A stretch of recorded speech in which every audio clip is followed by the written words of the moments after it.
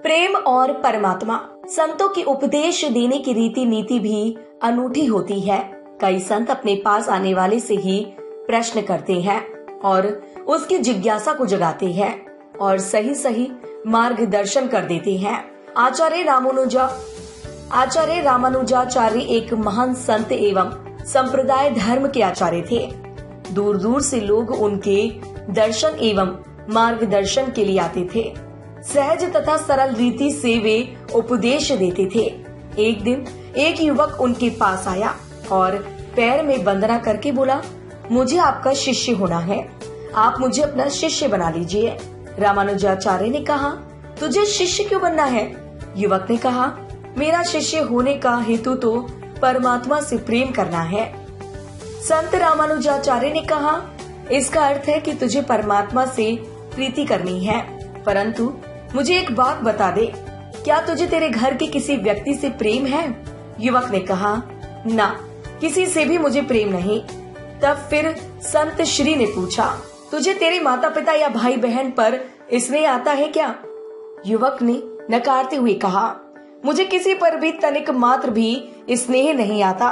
पूरी दुनिया स्वार्थ परायण है, ये सब मिथ्या मायाजाल है, इसलिए तो मैं आपकी शरण में आया हूँ।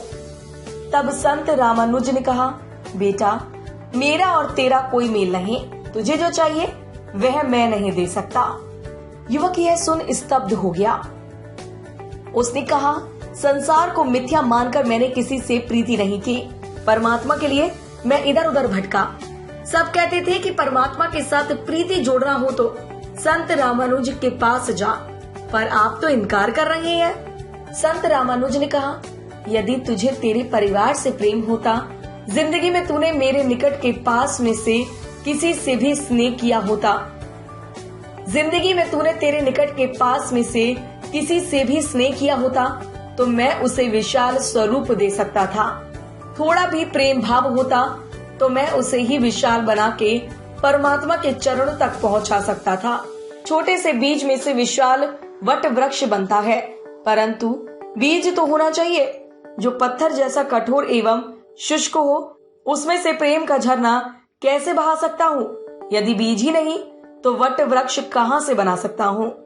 तूने किसी से प्रेम किया ही नहीं तो तेरे भीतर परमात्मा के प्रति प्रेम की गंगा कैसे बहा सकता हूँ? कहानी का सार ये है कि जिसे अपने निकट के भाई बंधुओं से प्रेम भाव नहीं, उसे ईश्वर से प्रेम भाव नहीं हो सकता। हमें अपने आसपास के लोगों और कर्तव्यों से मुंह नहीं मोड़ सकते। यदि हमें आध्यात्मिक कल्याण चाहिए तो अपने धर्म कर्तव्यों का भी उत्तम रीति से पालन करना होगा।